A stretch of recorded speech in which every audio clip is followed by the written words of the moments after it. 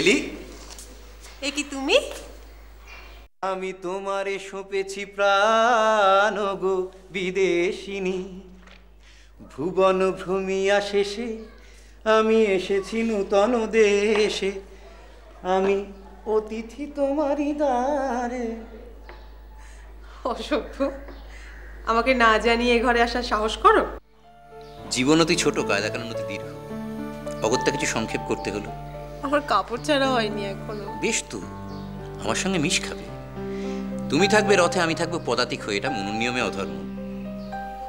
এককালে আমি ছিলাম নিখুঁত ভদ্রলোক, খোলসটা তুমিই দিয়েছো ঘুচিয়ে। বর্তমান বেশভূষাটা কেমন দেখছো? অভিধানে একে বেশভূষা বলে না। কি বলে তবে? শব্দ পাচ্ছি না খুঁজে, বোধহয় ভাষায় নেই। তোমার জামার সামনে ওই দাগটা, ওটা কি তোমার সকৃত সেলাই লম্বা বিজ্ঞাপন? ভাগ্যের আঘাত দারুণ হলেও বুক পেতেই নিয়ে থাকি। দর্জিকে জামা দিতে সাহস হয় না, তার তো আত্মসম্মান বোধ আছে। আমাকে দিলে না কেন? বর্তমান যুগে সংস্কারের ভাত তোমার উপর, তারপর আবার নতুন জামারও সংস্কার। জামাটা সহ্য করারই বা কি দরকার ছিল? যে কারণে ভদ্রলোক তার বউকে সহ্য করে। মানে একটির বেশি নেই বলে। কি বলো তুমি অন্তু? বিশ্ব সংসারে তোমার এই একটা ছাড়া জামা নেই? বাড়িয়ে বলা অন্যায়, তাই কমিয়ে বললুম। তোমাদের দলে যোগ দেওয়ার আগে শ্রীযুক্ত অতীন্দ্রবাবুর জামা ছিল বহু সংখ্যক ও বহুবিধ। এমন সময় দেশে এলো বন্যা। তুমি বক্তৃতায় বললে, যে অশ্রুপ্লাবিত দুর্দিনে, মনে আছে অশ্রুপ্লাবিত বিশেষণটা? যে অশ্রুপ্লাবিত দুর্দিনে দেশের বহু নরনারীর লজ্জা রক্ষার কাপড় নেই, সেখানে আবশ্যকের অতিরিক্ত কাপড় যার আছে লজ্জা তারই। বেশ গুছিয়ে বলেছিলে। তখন তোমার সামনে হাসার সাহস ছিল না, কিন্তু মনে মনে হেসেছিলাম। নিশ্চিত জানতাম আবশ্যকের অতিরিক্ত কাপড় আছে তোমার বাক্সে। কিন্তু মেয়েদের 50 রঙের 50টা জামা থাকলেও সবকটাই অত্যাবশ্যক। যা হোক, আমার কাপড়ের বাক্স এনে দিলাম তোমার চরণতলে। খুশিতে হাততালি দিয়ে উঠলে তুমি। সে কি কথা? আমি কি জানি এমন উজাড় করে দেবে? আশ্চর্য হও কেন? তো তোমার জন্যই। ছি ছি অন্তু, আমি যদি আগে জানতাম।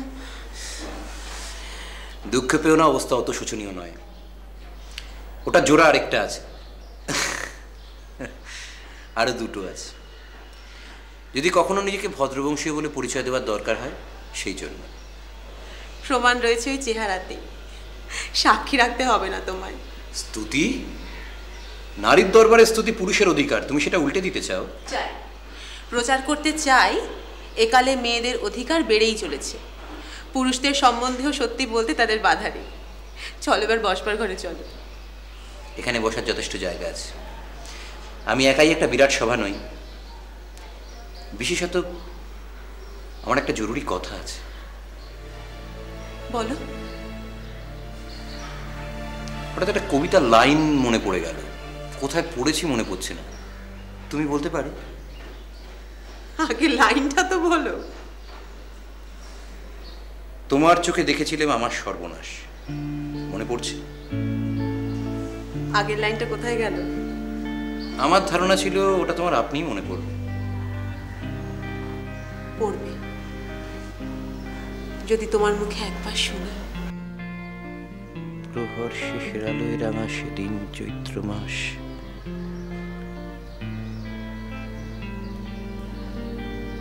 তোমার চোখে দেখেছিলাম আমার সর্বনাশ। আজকাল এ কি পাগলামো শুরু করেছো তুমি?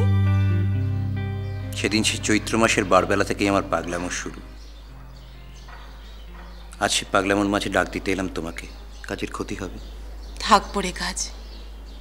চলো না অন্তু, বসবার ঘরে যাই। না। আচ্ছা এলা, তোমার মনে আছে 4 বছরের কিছু কমই হবে, মোকামা স্টিমার ঘাটে আমাদের প্রথম দেখা হয়েছিল? তুমি ছিলে ফার্স্ট ক্লাসের ডেকে, আর তুমি জনসাধারণের মাঝে কোমর বেঁধে ডেক প্যাসেঞ্জার। দ্রুত আমার সামনে এসে দাঁড়ালে। আমি আজ চোখের সামনে স্পষ্ট দেখতে পাই। জিজ্ঞাসা করলে, আপনি খদ্দর পড়েন না কেন মনে পড়ছে? খুব স্পষ্ট। আজ আমি সেসব স্মৃতিচারণ করবো আর তোমায় শুনতে হবে। শুনবো না? সেদিন থেকেই যে আমারও নতুন জীবনের শুরু। তখনই মনে মনে পণ করেছিলাম এই দুর্লভ মানুষটিকে টেনে আনতে হবে, কেবল আমার নিজের কাছে নয়, আমাদের সকলের কাছে। কিন্তু আমার তো এক বছরের চাওয়াটা চাপা পড়লো বহু বছরের মাঝে। আমার উপায় নেই অন্তু। তুমি আসবার আগেই দেশের কাছে শপথ করেছি, বলেছি একলার জন্য কিচ্ছু রাখবো না। দেশের কাছে আমি বাগদত্তা। অধার্মিক তোমার এই পণ গ্রহণ। যে লোক পবিত্রতাকে দলের পায়ে দলিত করছো, শাস্তি তোমাকে পেতে হবে। অন্তু, অন্তু, শাস্তির সীমা নেই। দিন রাত মারছে আমাকে। যে আশ্চর্য সৌভাগ্য সকলের সাধনার অতীত, তা যেচে এলো আমার সামনে, তবু নিতে পারলাম না। এত বড় দুঃসহ বৈধব্য যেন কোনো মেয়ের ভাগ্যে না ঘটে। কেন গ্রহণ করছো না আমার? তুমি তো সত্যি সত্যি বিধবা নও। সমাজ, জাতিভেদ। ছি ছি অন্তু, এমন কথা মনেও এনো না। বাধা বাইরে নয়, বাধা অন্তরে। আমাকে যথেষ্ট ভালোবাসো না? এই যথেষ্ট কথাটার কোনো মানে নেই অন্তু। হ্যাঁ, শপথ করেছি বিয়ে করব না, কিন্তু শপথ না করলেও তোমায় বিয়ে করতে পারতাম না। কেন? ভালোবাসি বলে, অসম্ভব ভালোবাসি বলে। আমি নিঃস্ব, কি বা তোমাকে দিতে পারতাম? স্পষ্ট করে বলো। অনেকবার বলেছি। আবার বলো। আজ সব বলা শেষ করে দিতে চাই, আর জিজ্ঞাসা করবো না। দিদিমণি, দিদিমণি। কি রে অখিল, ভেতরে আয় না। কি ব্যাপার, আজ যে দেখি অতিরিক্ত ভক্তি। তোর অন্তু দাদাকে প্রণাম করবি না? সাবাস। মাথা যদি হেড করতেই হয় তো এক দেবতার পায়। বল, কি বলবি? কাল আমার মায়ের বাৎসরিক। তাই তো, ভুলেই গিয়েছিলাম। কাউকে নেমন্তন্ন করতে চাস? না। তাহলে? পড়ার ছুটি চাই 3 দিন। 3 দিন? কি করবি 3 দিন? খরগোশের খাঁচা বানাবো। তোর তো খরগোশই নেই। তাতে কি হয়েছে? খাঁচা বানানোটাই আসল। খরগোশ তো কল্পনা করলেও চলে। আচ্ছা যা, তোর ছুটি।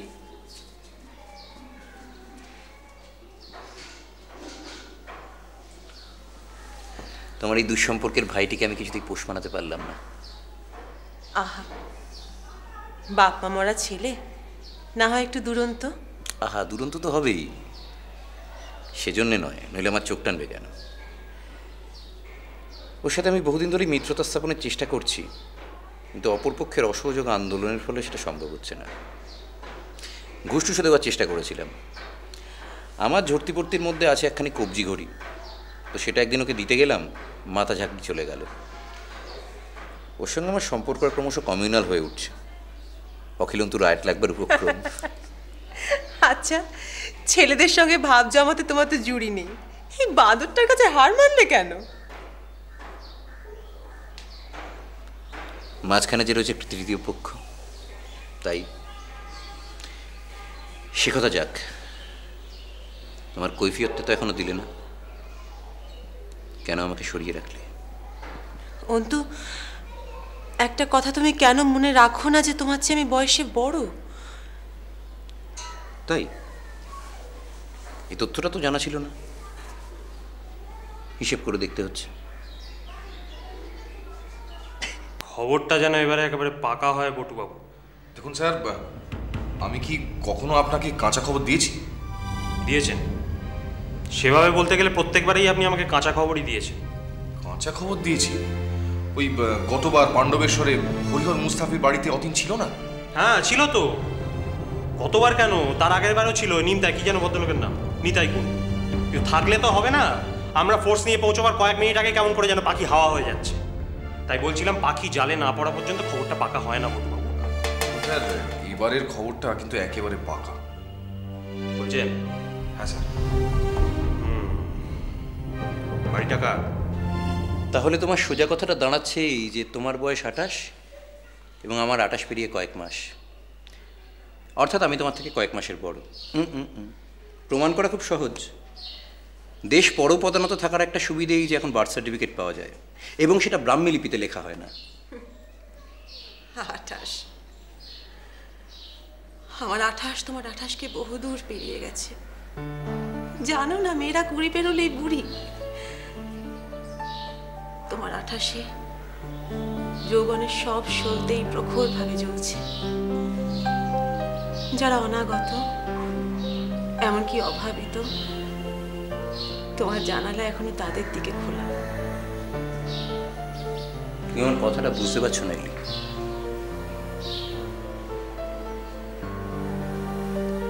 দলকে তুমি ভগবানের জায়গায় বসিয়েছ,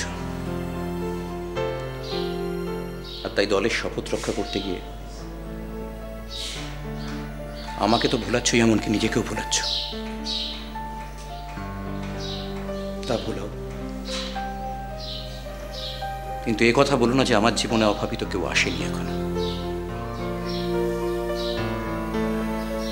এসেছে, সে এসেছে, সে তুমি। তবু তুমি আজও অনাগত। আমার জানালা কি তবে চিরকাল খোলাই থাকবে তোমার দিকে? আর শূন্য থেকে বেজে উঠবে আমার আর্তস্বর, তোমাকে চাই, তোমাকে চাই।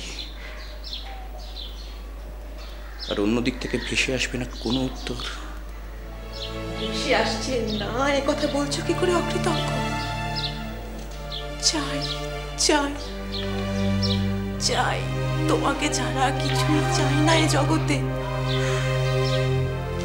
যে সময় দেখা হলে শুভদৃষ্টি সম্পূর্ণ হতো, সে সময় হয়নি যে দেখা। তবু বলছি, ভাগ্যে হয়নি। কেন? কি ক্ষতি হতো তাতে? আমার জীবন সার্থক হতো। কতটুকুই বা তার দাম?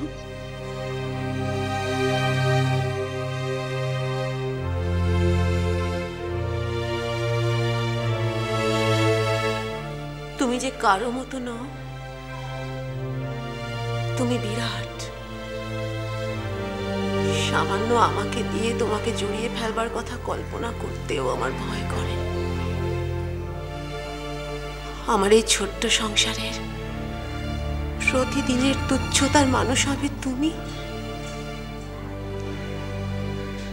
লতার জালে আমি বনস্পতির বেড়ে ওঠাকে আটকাতে পারি না। যেসব মেয়েরা মনে করে জড়িয়ে ধরাই যথেষ্ট,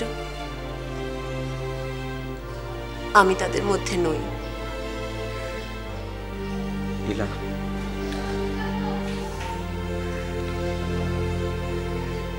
যে পায় সেই জানে কাকে বলে যথেষ্ট। ঠিকই, পুরুষ হলো স্থূল,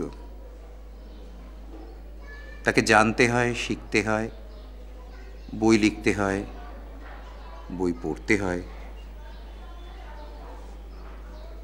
এই যে তোমার নাকে হীরের নাকছাবিটি দেখা দিয়েছে, এই সৌন্দর্য সৃষ্টি করতে তোমায় কোনো নোট বই মুখস্থ করতে হয়নি। তুমি কেবল তুমি হয়ে উঠেছ, আর ওটাই শিল্প হয়ে উঠেছে।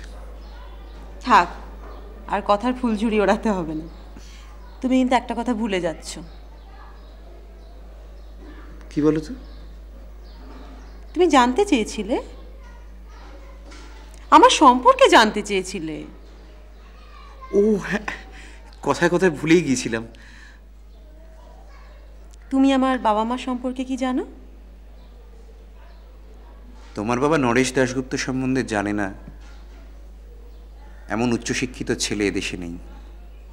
সাইকোলজিতে এত বড় পণ্ডিত, বিদেশি বিশ্ববিদ্যালয়ের এত বড় ডিগ্রি। কিন্তু নরেশ দাশগুপ্তর একজন সহধর্মিণীও ছিলেন। হ্যাঁ, তোমার মা।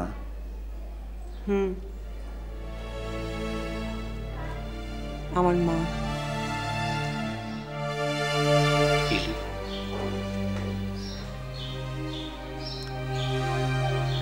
এলি,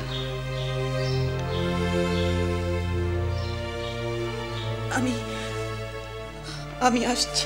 না এলি, না কোথাও যেতে হবে না।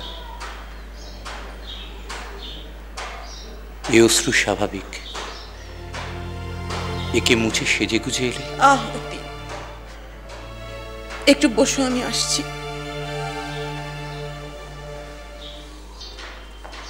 চিঠি কার? আপনার। কে দিল? চিনি না।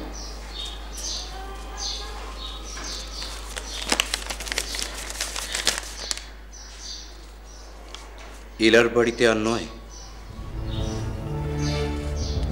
তাকে কিছু না জানিয়ে এই মুহূর্তে চলে এসো, বিপদ।